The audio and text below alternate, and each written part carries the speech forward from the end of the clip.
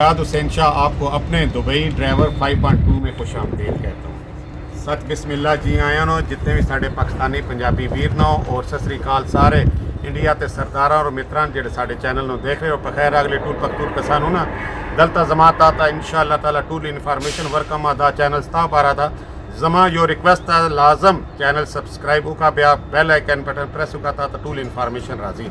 आज हम आपको बहुत ही एक सीनियर ड्राइवर कह लें और जिन्होंने अपनी सारी लाइफ परदेश में काटी, आज हम उनसे आपका तारुफ करवाएंगे और उनके तजर्बात हम कोशिश करेंगे कि आपने जितने भी हमारे नाजरीन हैं वहाँ तक शेयर करें। तो टाइम ज़ाया नहीं करते, हम जाते हैं। हाजी अल्ताफ़ साहब हैं, ये इनका तल्लक है जी जेलम तहसील पिंड दादन खान पंजाब पाकिस्तान से, और इनसे हम थोड़े से सवालात जवाबात करेंगे ताकि अपने ये तजर्बात हमारे नाज़रीन तक शेयर कर सकें।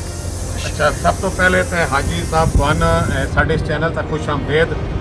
बड़ी खुशी हुई है तुसी साडे चैनल पे आए हो और सन थोड़ा जिहा टाइम दिता ने। अच्छा हाजी साहब ये दसो भई ड्राइविंग वाली गल तो असीं बाद विच करांगे, पहला असीं तुहाडे कोल पुछदे हां भई तुसी कदों परदेस विच आए हो?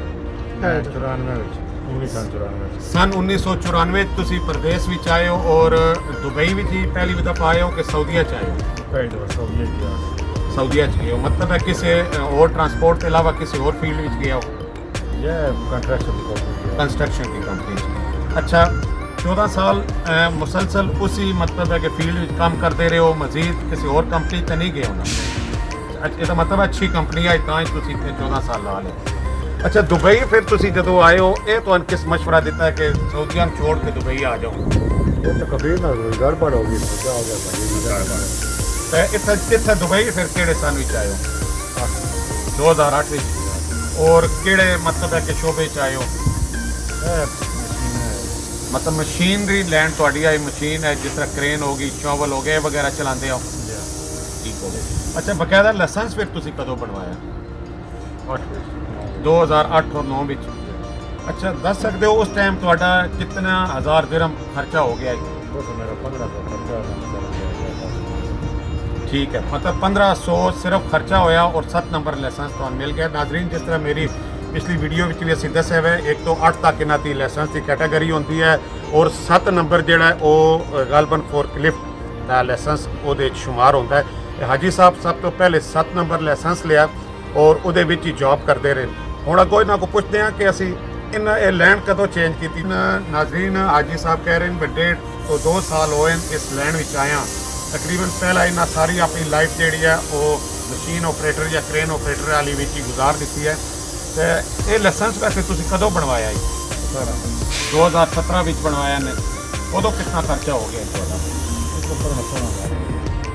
नाजरीन, ये कई दफ़ा साढ़े व्यूवर्स कहते हैं भाई अखराजात या खर्चा ज़्यादा होता है, ये तुसीं अंदाज़ा ला लियो। मैं 2017 विच लाइसेंस बनवाया सी तो उदों भी इन्ना तो 17-18 हज़ार दिरहम खर्च होया ही।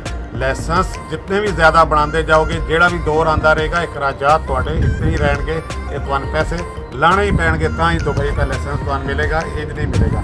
अच्छा हाजी साहब, तुसीं इस फील्ड को कैसा पाया जिहड़ी तुसीं पहला फील्ड विच रहे हो मशीन ऑपरेटर?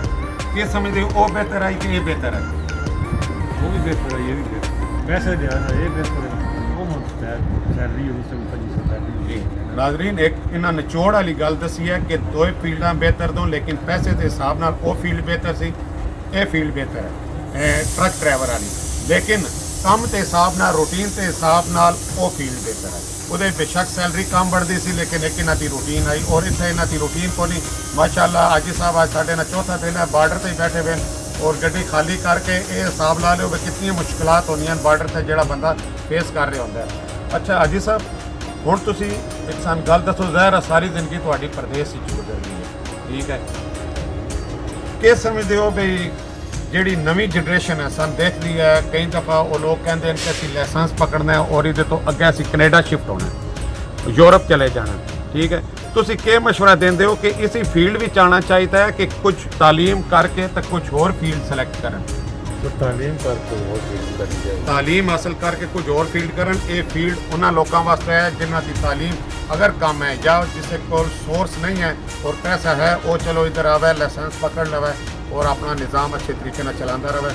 ਕਾਨੂੰਨ ਨੂੰ ਤੁਸੀਂ ਕਾਨੂੰਨ ਜਿਹੜੇ ਨੇ ਤੁਹਾਡੇ ਕੀ ਸਮਝਦੇ ਹੋ ਮੁਸ਼ਕਲ ਨੂੰ ਜੋ ਹੈ ਡਰਾइविंग करनी इतनी आसान नहीं है ना तो कानून के मुताबिक ਇਹ ਇਤਨੇ ਦਾ ਫਰਕ ਨਹੀਂ ਹੈ ਕਰ ਦਿੰਦੇ मतलब फाइन ज़्यादा होते रहते ਰਹਿਣ ਅੱਜ ਤੱਕ ਕੋਈ ਨਹੀਂ ਇਹ ਵੀ ਬੜੀ ਗੱਲ ਹੈ ਤੁਸੀਂ ਪੁਰਾਣੇ ਡਰਾਈਵਰ ਤੋਂ ਤੁਸੀਂ ਉਸ ਹਿਸਾਬ ਨਾਲ ਮੰਝੀ ਹੋਈ ਡਰਾਈਵਿੰਗ ਕਰਦੇ ਰਹੇ ਹੋ ਜ਼ਾਹਿਰ ਹੈ ਉਹ ਸਾਰਾ ਤਜਰਬਾਤ ਵਿੱਚੋਂ ਗੁਜ਼ਰ ਕੇ ਅੱਜ ਕੱਲ੍ਹ ਦੀ ਜਨਰੇਸ਼ਨ ਤੇ ਜਿਹੜੀ ਹੈ ਉਹਨਾਂ ਦੀ ਸਪੀਡਾਂ ਹੀ ਇਤਨੀਆਂ ਹੁੰਦੀਆਂ ਕਿ ਉਹਨਾਂ ਸਪੀਡੋ ਕੈਮਰੇ ਹੀ ਆਉਂਦੇ ਰਹਿੰਦੇ ਨੇ ਲੇਕਿਨ ਤੁਹਾਡੇ ਸਬਰੋ ਤਹਮਲ ਰਿਹਾ ਔਰ ਤੁਸੀਂ ਉਹਦੇ ਮੁਤਾਬਿਕ ਹੀ ਆਪਣੀ ਜਿਹੜੀ ਹੈ ਇਹ ਲਾਈਫ ਵੀ ਗੁਜ਼ਾਰੀ ਹੈ ਅੱਛਾ ਕੀ ਮਸ਼ਵਰਾ ਦਿੰਦੇ ਹੋ ਜਿਹੜੇ ਸਾਡੇ ਨਵੇਂ ਲੋਕ ਆਉਣਾ ਚਾਹੁੰਦੇ ਨੇ ਦੁਬਈ ਵਿੱਚ ਆ ਜਾਣ ਬਿਹਤਰ ਹੈ ਫੀਲਡ ਆ ਪਾਕਿਸਤਾਨ ਨਾਲ ਤਾਂ ਬਿਹਤਰ ਹੀ ਹੈ पाकिस्तान के हालात नालों बेहतर है मतलब आना चाहिए ना ਜਾਣਾ ਚਾਹੀਦਾ ਤੇ ਕੋਈ ਐਸਾ ਸਬਕ ਜਿਹੜਾ ਤੁਸੀਂ ਆਪਣੀ ਜ਼ਿੰਦਗੀ ਤੇ ਨਿਚੋੜ ਵਿੱਚ ਲਿਆ ਹੋਇਆ ਹੈ ਕੋਈ ਪੈਗਾਮ ਐਸਾ ਜਿਹੜਾ ਇਹਨਾਂ ਬੱਚਿਆਂ ਸਾਡੇ ਨਵੇਂ ਨਾਜ਼ਰੀਨ ਨੂੰ ਦੇਣਾ ਚਾਹੁੰਦੇ ਹੋ ਕਿ ਮਤਲਬ ਹੈ ਕਿ ਜਿਸ ਤਰ੍ਹਾਂ ਤੁਸੀਂ ਅੱਗੇ ਆਲਰੇਡੀ ਗੱਲ ਕਰ ਰਹੇ ਹੋ ਵੀ ਝੂਠ ਨਹੀਂ ਬੋਲਣਾ ਚਾਹੀਦਾ ਸੱਚ ਬੋਲਣਾ ਚਾਹੀਦਾ ਹੈ